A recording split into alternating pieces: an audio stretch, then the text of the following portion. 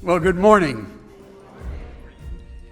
62 years ago, I stepped on this campus as a first-year student, fresh out of a tour of duty in the Marine Corps. That's what you call a major contrast in life. I had really no idea what to expect. I had never seen the inside of a seminary, never attended one class, and had really only met a few of the professors of this school. My world had been a world in the military for a number of years, and now that that was over, Cynthia and I came on this campus just about as green as we could be. Since that time, everything in our world has changed, and many things in the church have changed. No one gave me a piece of paper that listed the things that I should anticipate and embrace in the changes that would come, those things that were good, healthy, and wholesome. Nor was there a list of things given to me of things I should shun, watch out for, under the heading of warning. This is dangerous. This will affect your life and ministry negatively. Stay away from this. Those were choices that I would make in the next more than 6 decades, and those choices would be up to me. Just as you who graduate, some of you sooner, others of you later from now, you'll need to make on your own. What I did receive as I look back were 4 wonderful years of biblical knowledge taught to me by a rather small faculty.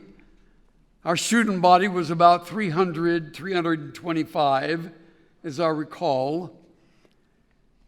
I also was provided with to use a metaphor that would fit, a box of tools that I would carry with me so that I could carry on in ministry without some professor telling me what to read, or some course I was to take, or some decision that I must make in order to graduate from something. Those days were over. What I got was a box of tools that needed to be kept sharp, that I would use on my own. I also left with a memory of magnificent mentors. A few of the faculty had put their arms around me and cared about my wife and me as we were here those 4 years. Began our family here. We knew nothing of rearing children. That began here with our son, who was born while we were beginning our 3rd year at the school. And the mentors that helped shape my life would be with me for the rest of my years. To this day, I can still recall some of the things they said. The investment they made in me was for a lifetime. In the midst of those 4 years, the decades that have followed, I've come to realize that there is one essential ingredient for ministry that was rarely mentioned. There was no course on it. There never will be. As I recall, I don't believe many chapel speakers ever addressed it, if any. But looking back, I regret that I didn't hear more about it, because I realize now, having lived these years in the church and in Christian ministry, that it is invaluable. It's what I'm calling the essential ingredient for ministry. And I'm addressing this today in my message to all of you. It is integrity. Integrity. Listen to the late Warren Wiersbe's amplified definition of the word. He writes, "The Oxford English Dictionary says that the word comes from the Latin integritas, which means wholeness, entireness, completeness. The root word is integer, which means untouched, intact, entire. Integrity is to personal or corporate character what health is to the body, or 20/20 vision to the eyes. A person with integrity is not divided. That's duplicity. A person with integrity is not merely pretending. That's hypocrisy. He or she is whole. Life is put together for that person, and things are working together harmoniously within that life. People with integrity, adds Wiersbe, have nothing to hide and nothing to fear. Please remember that. You'll need to remember it in the years to come.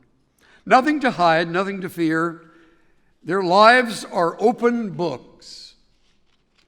That definition appears in his work, The Integrity Crisis, page 21. I've discovered the Bible says quite a bit about integrity. In the New American Standard Bible, it is mentioned 27 times, in the NIV, 22 times, in the King James, 16 times. Interestingly, the term itself is mentioned in the Old Testament, though the presence of integrity in various lives is found all the way through the Scriptures. Proverbs is especially fond of it. Listen to a few. He who walks in integrity walks securely,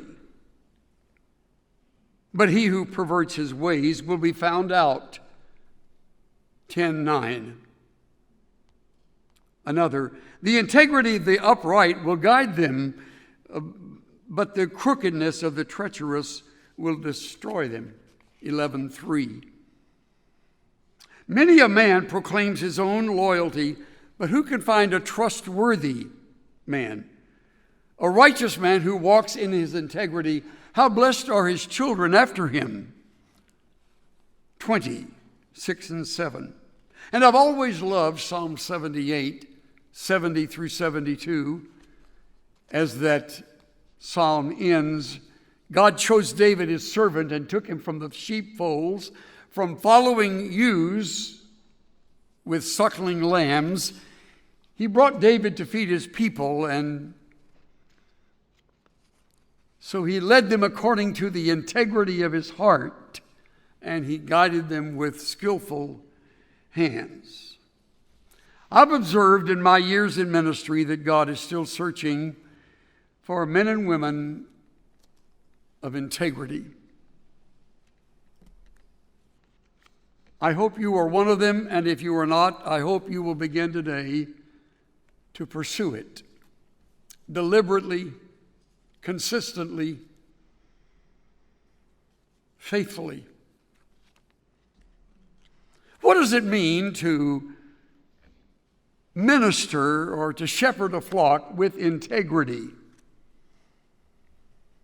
Some of the character traits that came to my mind as a result of going through the Scriptures. It means you're verbally trustworthy. Listen to each one of these. The list is somewhat long. You're verbally trustworthy. That means you speak the truth publicly and privately. You don't change that message if it's in private or because you are before the public, you speak of the truth consistently. You're financially accountable. You pay your bills. You spend wisely. You give generously. You save prudently. It means you're privately clean. You hide no secrets. You do not live a double life. It means you practice intellectual veracity. You're not guilty of plagiarism. If you're using someone else's words, you give them credit. You state that these are not your words, these are someone else's words that you are quoting. Intellectual veracity. You're careful in doing your research. You don't add to it to make it sound better. You stay with it as it appears. It also means you are ethically clean and clear. As we mentioned earlier, you have nothing to hide and nothing to fear. It means you're personally responsible. That would include admitting your own failures, never blaming another for what you are responsible for. Never. You give others the credit they deserve, always. You don't take a moment credit for what you do not have coming to you. You freely give it and faithfully give it to others. It also means you're openly vulnerable. To have integrity means you acknowledge your own lack of knowledge. And if you don't know, you say, I don't know. You don't fake it. You don't deny your inadequacies. You make no attempt to impress others. Please hear that. Goes on in ministry all the time. People often shape what they do or what they say depending on what someone else is going to say or think. That's a lack of integrity. You don't worry about making a name for yourself. You're never doing what you're doing to impress. Ever. It also means you are morally pure and relationally fair. You refuse to participate in acts of corruption, deception, or manipulation. I'll tell you, men and women, the longer the list gets, the tighter the squeeze on your carnality. You don't use people. You don't take unfair advantage of them because of your title or your position. Often graduates from the seminary wind up in places of leadership, sometimes enviable leadership, and people just automatically, because of the position, look up to you. How easy it is when that happens to take advantage of them, to play that role. Integrity won't let you do that. And by the way, the more pronounced one's position, the greater the need for self-awareness. I read somewhere, I forget exactly where, it was in a magazine on business matters, and it spoke about the value of the strong natural leader, and the one ingredient most often missing, it stated, was self-awareness. It's amazing as you grow and become more known and more in demand, how less aware you are of your own stupidity, of your own failure in statements, of your own duplicity or hypocrisy. Self-awareness is essential. So you have to set up checkpoints for your life. You apply your own restraint because you know yourself ideally better than anyone else.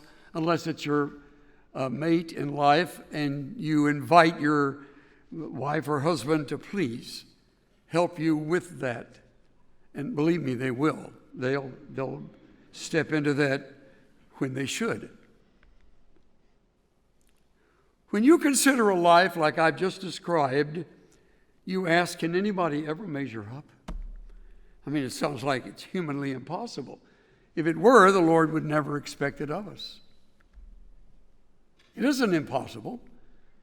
It just works against the old nature. It doesn't massage our pride.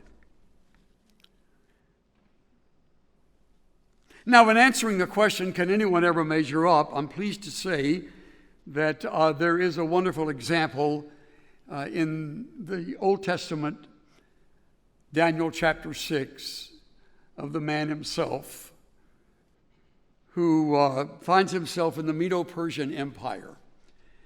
It was a vast empire, and it needed oversight, accountability, because it would be easy for there to be financial misdealings, acts of corruption, where individuals would be self-serving. And so Darius, the one who led the kingdom, decided he would set over it 120 satraps.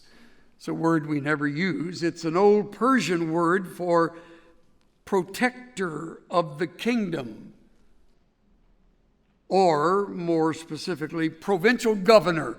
So he set 120 governors over the kingdom, and to oversee them so that they wouldn't take advantage of him, he chose 3 commissioners, or as some renderings handle it, vice regents.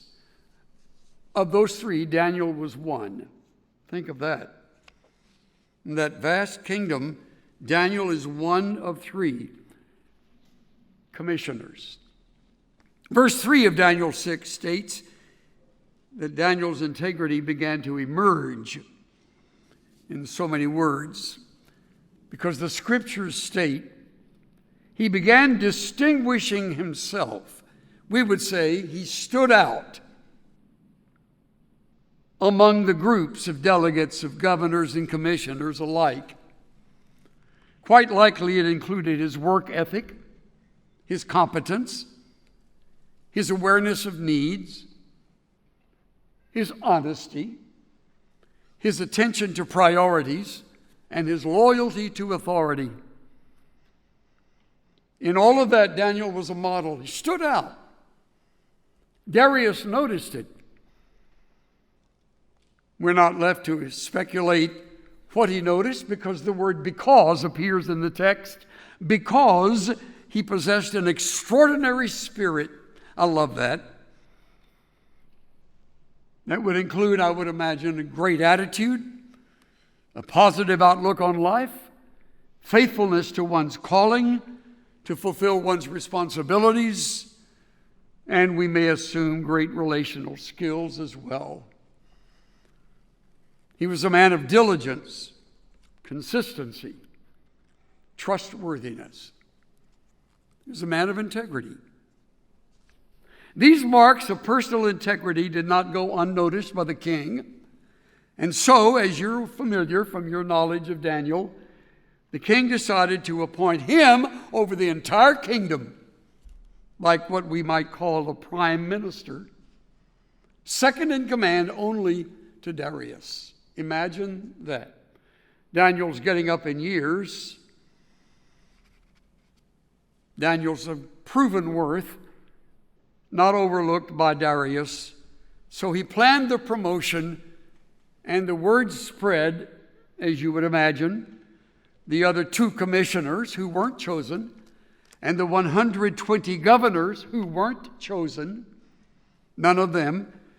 The immediate reaction was a mixture of envy, resentment, jealousy. It never fails. Never fails. When you stand out, there will always be those envious of you. You cannot let that affect you. You cannot let it go to your head. You cannot ignore it either.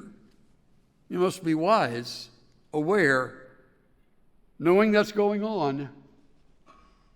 But what Daniel did not know, quite likely, was the plot they set in motion. Jealousy, envy, turned this plot into a serious and in-depth investigation for some secret compromise, some distrustful act, some proof of insubordination, some private dealing in governmental affairs. They were determined to find something wrong in Daniel's life. Think about that. Let's pause here. Let's move it from Daniel to your life as a minister of the gospel. And a group of enemies, and you will have them, are determined that they will find something against you. When you stop to number it, that's 122 resentful people who made Daniel the target of their probing activity, fueled by relentless suspicion, prejudice, and determination. It was like an ancient 60 Minutes investigation. Think about that in your ministry. Those guys are like hungry lions, stalking their prey, all of them set to point out something, anything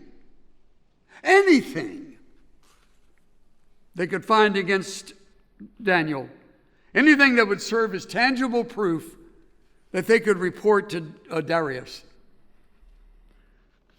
By the way, I noticed this. We read nothing of Daniel's panic, knee-jerk reaction, quick attempt to cover up some wrongdoing, some secret activity.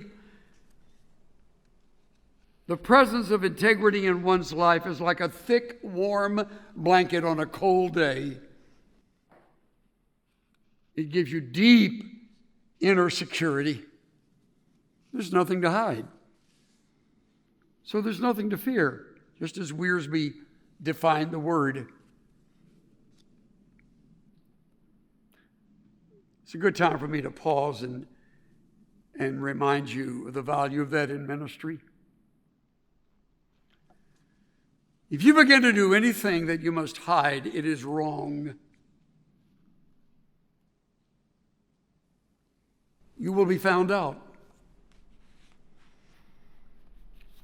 It will break the heart of your family. It will embarrass the church you're serving or the ministry you're a part of. It will turn those who have trusted you against you because you have lied with your life. But look at the end of verse 4. The good news. Unfortunately, we're so familiar with it, it doesn't surprise us to read it, but it is a surprising ending to the plot. But they could not find ground of accusation or evidence of corruption, inasmuch as he was faithful. No negligence or corruption was to be found in him. Read in that integrity. Nothing was out of line. Amazing. Eugene Peterson renders this section in this way. The vice regents and governors got together to find some old scandal or skeleton in Daniel's life that they could use against him. But they couldn't dig up anything. He was totally exemplary and trustworthy. They could not They could find no evidence of negligence or misconduct. So they finally gave up and said, we're never going to find anything against this Daniel. There's prejudice in the way that's written, the way they spoke. We'll never find anything against him unless we can cook up something religious. That's exactly what they did. Their failed investigation was twisted into a conspiracy of deception. And they themselves lack integrity in the way they went to the king and said, remember, you're the one that's to be worshiped. You're the one we're to bow before. Sign this edict. Make it clear to everyone that you and you alone are worthy of worship. Daniel refused to do that, as you know so well. And the result was he was thrown into a den of lions who never sunk a tooth in him. Since, as Vernon McGee has put it, he was 3/4 gristle and the rest backbone. There was nothing to eat. They lost their appetite. God took it away.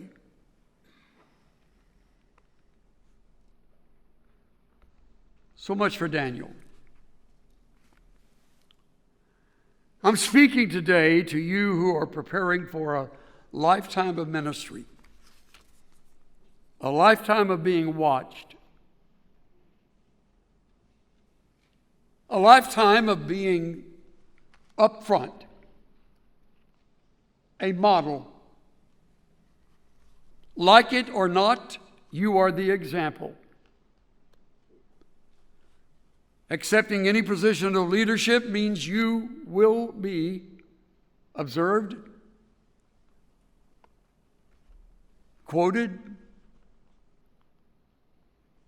and examined. It won't always be fair, as in the case of Daniel. It won't always be from a pure motive. It often is not. But nevertheless, it will happen. And unless you determine during your years at this school, as part of your training, to figure out what has been missing that has meant such duplicity and hypocrisy in your life that it's got to get cleaned up, unless you go there, you're going to carry that with you into ministry. And you'll just learn to fake it as you get older. You'll get a little more creative. And you'll get a little more dangerous.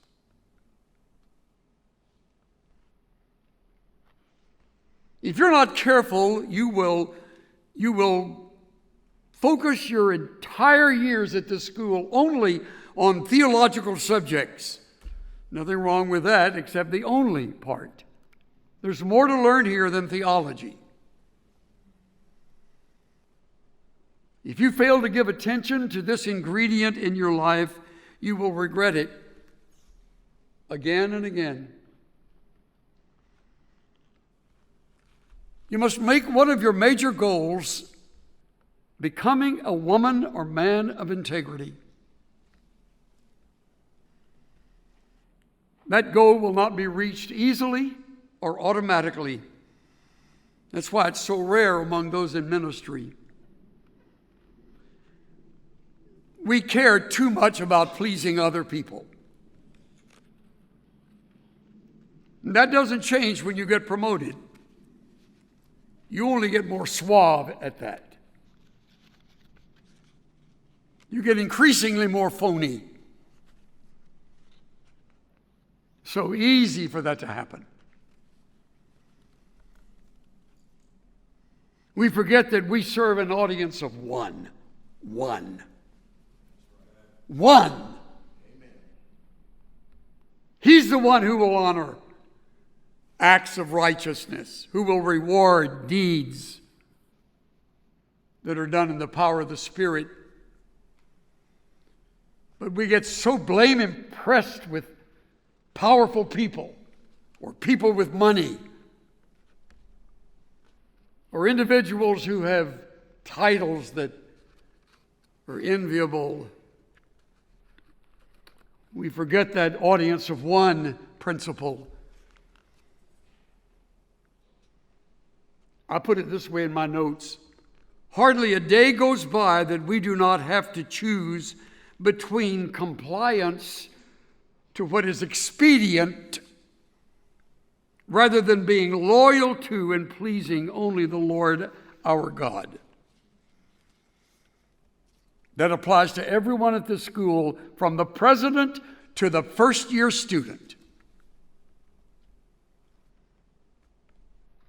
So I want to challenge you today to pursue a life of integrity and to make that your life goal. Don't be afraid of saying so. Put yourself on the spot.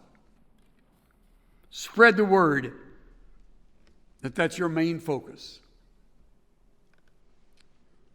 Now let me wrap all this up with a story that's true. I started my message today by taking you back 62 years to my first day walking onto this campus. I want to end it by looking ahead to your final day on this planet. You're on your deathbed. You're surrounded by those who love you the most. They're running their fingers through your hair. They're holding your hand. They're singing the songs of the faith. They're praying over you. They've loved you throughout your life. They're saying their final goodbyes. You'll be there someday if Christ doesn't return. You'll live long enough to be at that place on your last day. All of them will be left with one thing you leave for them: memories. Memories of you. The closer they were to you, the better they knew you. And there will be an individual or two who will have the unenviable task of going through all of your private effects, personal belongings. Which brings me to the story. This happened to a friend of mine named Bob. A number of years ago, his beloved father died. Large Italian family, close-knit. Dad was just everything to all of them. They loved him deeply and intimately. He was a man who had been the kind of man a son would long to have as a father. Kind, devoted to Bob and Bob's mother. He was humble, joyful, strong in convictions, pure of heart, a man of genuine integrity. To Bob and all of his siblings, their father was almost too good to be true. It was that thought that haunted Bob when the family looked to him and said, "We'd like you to be the one who goes through all of his personal effects." He would be the one chosen to sit at the desk where his father had sat, to open drawers that only his father had opened, to read through letters and notes only his father had read, quite likely to see photographs he had never shared with others, file folders, little boxes not even his wife had opened, very private papers that other eyes had never seen. The day began as Bob wondered to himself what he would find. Loved his dad dearly, as I said, admired him greatly. Were there secrets he had kept? Was there another life? Had there been other women?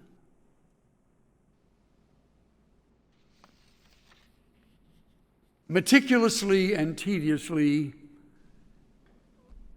Bob spent hours, as best I recall, almost an entire day, searching, reading, sometimes smiling, other times wiping away tears, remembering. What a task. To his delight, he found nothing untoward. There was nothing scandalous. There was nothing even near suspicious or questionable. The man was as clear and clean in his private world as his family and others had believed him to be in his public life. The Bob I refer to is Bob Garippa, who served here for years as the Dean of Students. Loved Bob dearly, hated to see him retire. The kind of man everybody wanted to be with. Bob was raised right with this kind of dad. He realized that his father was a modern Daniel. No negligence or corruption was found in him, Daniel 6:4. As I recall Bob telling me, he wept audibly out of gratitude and joy. The man he had admired and respected throughout his life, his beloved father, was everything he had believed him to be.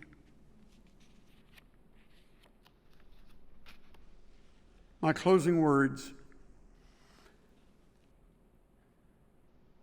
I pray that will be true of me when I'm gone. When I breathe my last, and my oldest son, Kurt, has the task of going through my things,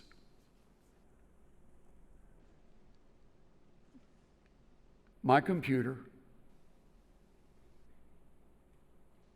my internet, my private world, my journals that I wrote in when Kurt wasn't even around. I hope this will be true of me. I want that to be true of me. More than I can put into words. And I pray it will be true of you as well. Here's what it will take. Living our lives with uncompromising integrity. And it is never too late to start doing what is right. I urge every one of you, from the president down to the first-year student, if any of this has brought conviction, that's come from the Holy Spirit. Pay attention to it.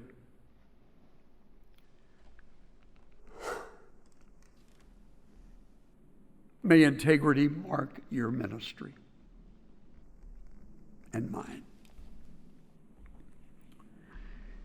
Dear Father, we pause in this heartfelt moment and place ourselves before you.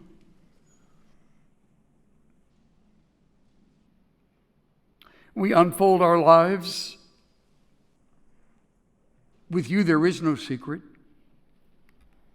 With you, there's nothing hidden. We are naked and open before the eyes of him with whom we have to do. That's you. And I thank you that that is true. Continue to watch over my life, that I not yield in these later years and become an embarrassment to the Swindoll family.